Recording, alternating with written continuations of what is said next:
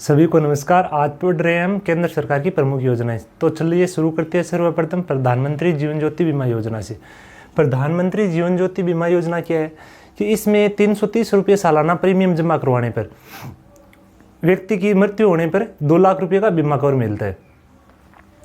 प्रधानमंत्री जीवन ज्योति बीमा योजना 1 जून 2015 से इसको शुरू किया गया। बीमा धारक की मौत होने पर 2 लाख रुपये का बीमा कवर। यदि किसी भी प्रकार से इसमें मौत होती है, साधारण मृत्यु पर भी 2 लाख रुपये का बीमा कवर दिए। कितनी उम्र से कितनी उम्र तक है? 18 से 50 साल की आयु तक। 18 से 50 वर्ष की आयु तक का व्यक्ति बीमा करवा सकता है। इनके लिए पहले बैंक में अकाउंट होना भी आवश्यक है। नेक्स्ट है प्रधानमंत्री सुरक्षा बीमा योजना। प्रधानमंत्री सुरक्षा योजना भी 1 जून 2015 से शुरू हुई।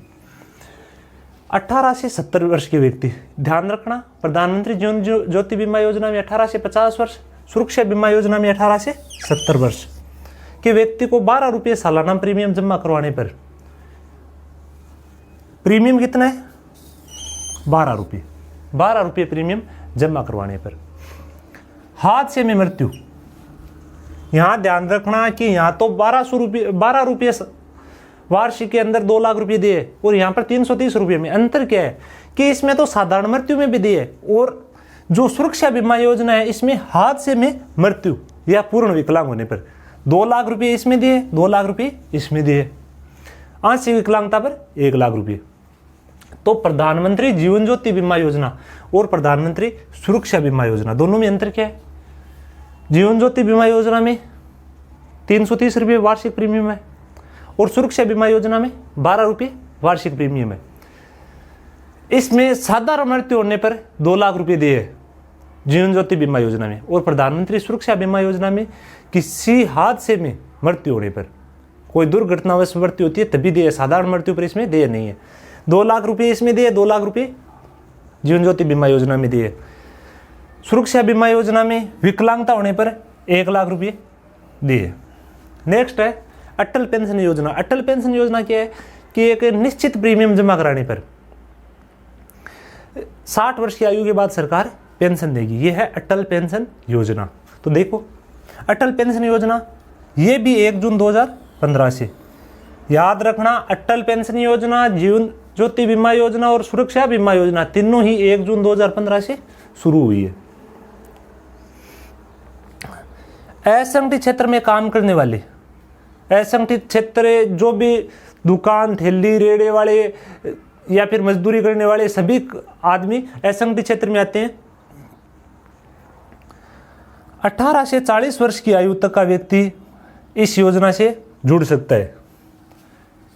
यानी अटल पेंशन बीमा योजना में जुड़ने के लिए आयु कितनी होनी चाहिए? 18 से 40 वर्ष। और बाद में 60 वर्ष की आयु के बाद 1000 से 5000 रुपये तक की पेंशन मिलेगी। 60 वर्ष की आयु के बाद पेंशन चालू होगी और पेंशन की सीमा क्या है? 1000 से 5000। 1000 किसे मिलेंगे, 5000 किसे मिलेगी? ये जो मतलब 18 से 40 वर्ष के बीच में जो प्रीमियम कटाते हैं ना, उसके ऊपर निर्भर करता है। जितना ज़्यादा प्रीमियम करे उतनी ज़्यादा बीमा मिलेगी, पेंशन मिलेगी। अब है प्रधानमंत्री जन धन योजना। प्रधानमंत्री जन धन योजना, इसके अंदर बैंकों में खाते खोले गए थे और उन खातों पर कुछ सुविधाएं उपलब्ध कराई गई। यह है प्रधानमंत्री जन धन योजना। प्रधानमंत्री जन धन योजना की शुरुआत 28 अगस्त 2014 से। क्या है? सभी परिवारों को बैंकिंग सुविधा से जोड़ना। इसका उद्देश्य है कि जो भी देश के परिवार है उन सभी परिवारों को बैंकिंग सुविधाओं से जोड़ना। लाभ यह है, खाते में लाभ यह क्या? एक तो न्यूनतम शेष रखना अनिवार्य नहीं है। जो बैंक में खाते होते हैं उनमें एक मिनिमम राशि रखनी पड़ती है, नहीं तो बैंक ऑटोमेटिक उनसे रुपये काटने लगती है। तो इस जनधन योजना के अंदर खाते में शून्य बैलेंस रख सकती है। दूसरी सुविधा है 2 लाख रुपये का दुर्घटना बीमा। यदि जनधन योजना के अंदर अकाउंट खुलाएंगे तो 2 लाख रुपये का दुर्घटना बीमा मिलेगा। और तीसरा है 6 महीने बाद 10,000 रुपये की ओवरड्राफ्ट सुविधा। यानी खाते में रुपये नहीं है फिर भी हम 10,000 रुपये निकला सकते हैं 6 महीने बाद। ये है जनधन योजना। नेक्स्ट है कुसुम परियोजना। कुसुम परियोजना क्या है? ये एक सौर ऊर्जा परियोजना है। तो भारत की पहली कृषि आधारित सौर ऊर्जा परियोजना। इसकी शुरुआत कहाँ से हुई थी? इसकी शुरुआत राजस्थान से हुई थी। ये प्रश्न आरएससी में पूछा भी था। शुरुआत राजस्थान के बालोजी गांव से। बालोजी गांव कोटपुतली तहसील जयपुर में है। और जो परियोजना लगी थी वो 1 मेगावाट की परियोजना थी बालोजी गांव वाली। उद्देश्य क्या है? किसानों को सोलर पैनल के माध्यम से बिजली उपलब्ध कराना। सोलर पैनल के माध्यम से बिजली उपलब्ध कराना। इसके अंदर जो किसानों की बंजर भूमि पर सोलर पैनल लगाए जाएंगे तो किसान सिंचाई के लिए भी वो बिजली प्रयुक्त कर लेंगे और जो एक्स्ट्रा बिजली बचेगी वो सरकार को बेच भी सकेंगे। इसके अंदर 90% तो सरकार पैसे देगी और 10% है किसान के पैसे लगेंगे। नेक्स्ट योजना है सुकन्या समृद्धि योजना। सुकन्या समृद्धि योजना में 10 वर्ष से कम आयु के लड़की के खाते बैंक या डाकघर में खुलेंगे और उनको 21वें साल या फिर शादी पर गवर्नमेंट पैसे देगी। तो देखो सुकन्या समृद्धि योजना शुरुआत हुई 22 जनवरी 2015 को हरियाणा से और राजस्थान में कहाँ पर हुई? 4 फरवरी झुंझुनू से। इसकी शुरुआत प्रधानमंत्री ने की थी जहाँ पर कम लिंगानुपात है वहाँ। तो राज्य की तो बात करें हरियाणा और राजस्थान में झुंझुनू का लिंगानुपात कम है तो वहाँ से ही शुरुआत की थी। इसमें 0 से 10 वर्ष की कन्याओं के 0 से 10 वर्ष की कन्याओं के खाते डाकघर या बैंक दोनों में खोल सकते हैं। न्यूनतम रुपये 250 रुपये, कम से कम 250 रुपये वार्षिक जमा करवाने होंगे। अधिकतम कितने करा सकते हैं? 1.5 लाख रुपये। कम से कम तो 250 और मैक्सिमम 1,50,000। ब्याज दर कितनी है? 8.4% वार्षिक। 8.4% वार्षिक ब्याज दर बहुत ज़्यादा है। एफडी पर भी 6-6.5% के आसपास मिलती है। खाता 21वें साल, खाता खोलने की 21वें साल या लड़की के विवाह पर जो भी पहले हो। यदि लड़की के विवाह नहीं करते 21 साल हो गए खाते को तो भी पैसे निकला सकते हैं और यदि खाते को 21 साल नहीं हुए और लड़की का विवाह करे तो भी पैसे निकला सकते हैं। अधिकतम 2 लड़कियों का एक खाता खोला जा सकता है। एक परिवार की केवल 2 लड़कियों का ही मैक्सिमम खाता इस स्कीम के अंदर खोला जा सकता है। नेक्स्ट है प्रधानमंत्री श्रम योगी मानधन योजना। प्रधानमंत्री श्रम योगी मानधन योजना में एक निश्चित प्रीमियम जमा कराना पड़ता है मंथली रूप से और 60 वर्ष की आयु के बाद कम से कम 3,000 रुपये की पेंशन देगी सरकार। श्रम योगी मानधन योजना 60 वर्ष के बाद न्यूनतम 3,000 रुपये पेंशन, 3,000 रुपये, कम से कम 3,000 रुपये निश्चित पेंशन मिलेगी। 18 से 40 वर्ष की आयु में 55 रुपये से 200 रुपये मासिक अंशदान, यानी 18 से 40 साल की आयु तक इस योजना में जुड़ सकते हैं और कम से कम 55 रुपये से 200 रुपये का मासिक अंशदान जमा कराना होगा। वो आयु के हिसाब से जितने लेट जुड़ेंगे उतने रुपये ज़्यादा जमा करवाने होंगे और जितनी ज़्यादा पेंशन लेनी है उतनी ज़्यादा होंगे।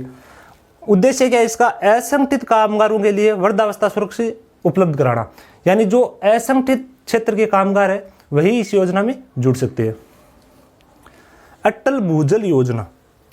अटल भूजल योजना एक भूमि के जल सर्वेक्षण की योजना है। इसका उद्देश्य भूमि जल के सतत प्रबंधन के लिए कई बार ये प्रश्न पूछा जाता है कि ये किस किस की योजना है, तो इसमें विश्व बैंक 50% अंशदान दे रही है। तो भारत सरकार और विश्व बैंक दोनों क्या कर रही है? 50-50 अंशदान की योजना, 50-50 वित्तीय राशि उपलब्ध कराएगी। योजना 5 साल की है, वर्ष 2018-19 से लेकर 2022-23 तक। इस प्रकार ये 5 वर्षों के लिए एक योजना है। नेक्स्ट है अति महत्वपूर्ण योजना मनरेगा। मनरेगा का पूरा नाम है महात्मा गांधी राष्ट्रीय रोजगार गारंटी अधिनियम 2005। तो सर्वप्रथम तो ये ध्यान रखना है कि मनरेगा कोई योजना नहीं होकर ये एक एक्ट है रोजगार की गारंटी का।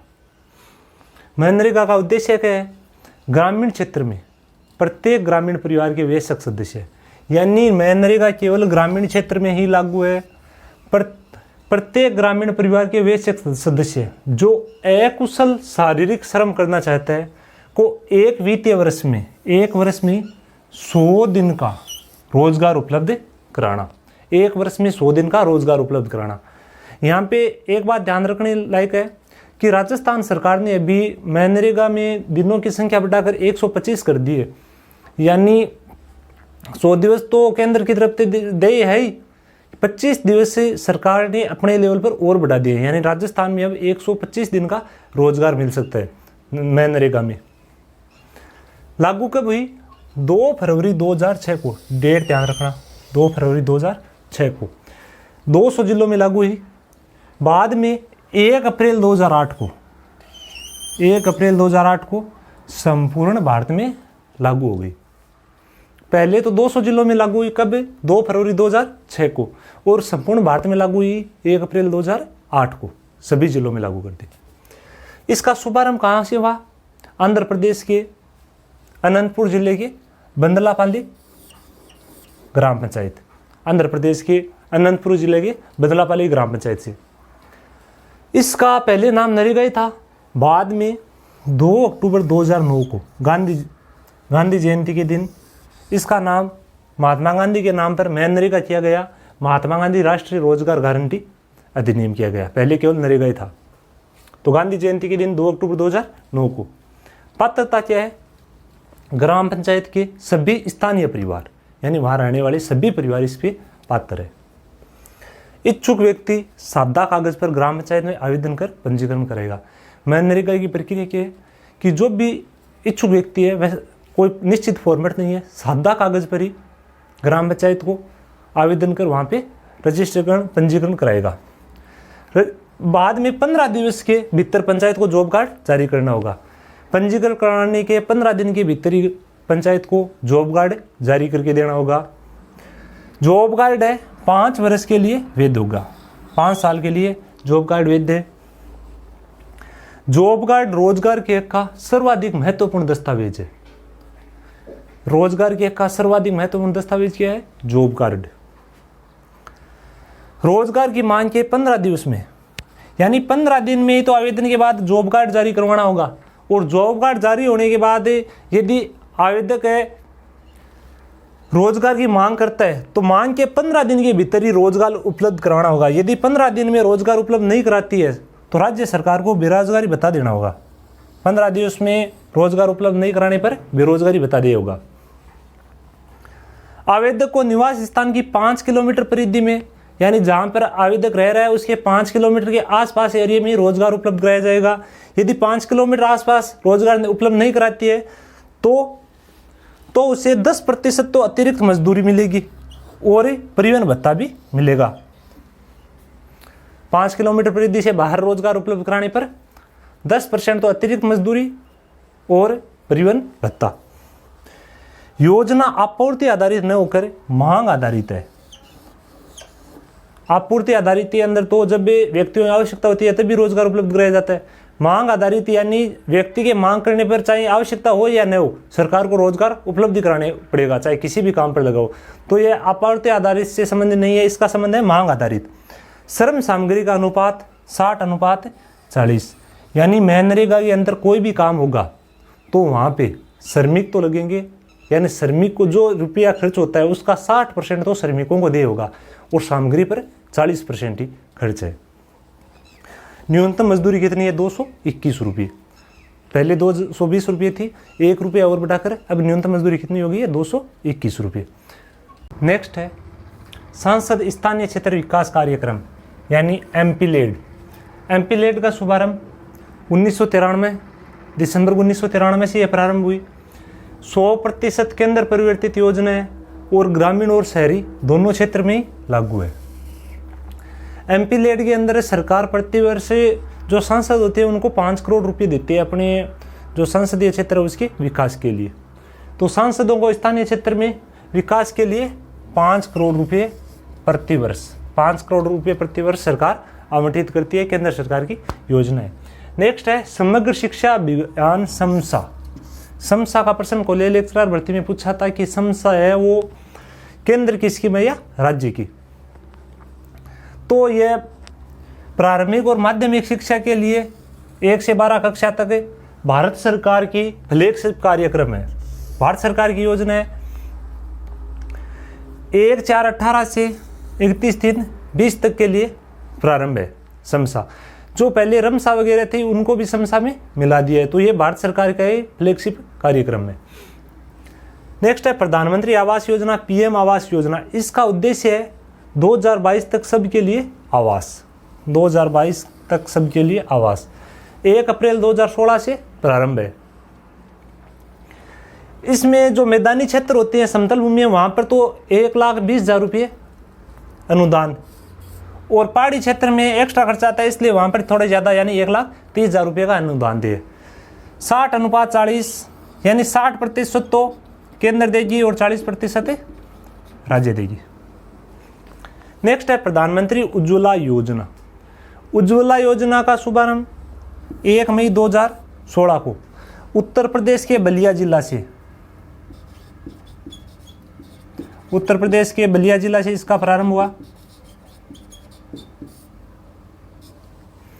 बीपीएल परिवार की महिलाओं को फ्री एलपीजी कनेक्शन। इसका उद्देश्य है कि जो भी बीपीएल परिवार है उनकी महिलाओं को एलपीजी कनेक्शन फ्री में उपलब्ध कराना। एलपीजी कनेक्शन के लिए 1600 रुपये की सरकार सहायता उपलब्ध कराती है, 1600 रुपये। नेक्स्ट है प्रधानमंत्री जन आरोग्य योजना। प्रधानमंत्री जन आरोग्य योजना, इसका फेमस नाम है आयुष्मान भारत मिशन, आयुष्मान भारत या मोदी केयर योजना। इसका प्रारंभ हुआ 23 सितंबर 2018। 23 सितंबर 2018 को झारखंड रांची से इसका उद्घाटन हुआ। ये दुनिया की सबसे बड़ी हेल्थ स्कीम है, दुनिया की सबसे बड़ी हेल्थ स्कीम है। इसमें 5 लाख रुपये तक का मुफ्त इलाज किया जाता है, 5 लाख रुपये तक का मुफ्त इलाज उपलब्ध है आयुष्मान भारत में।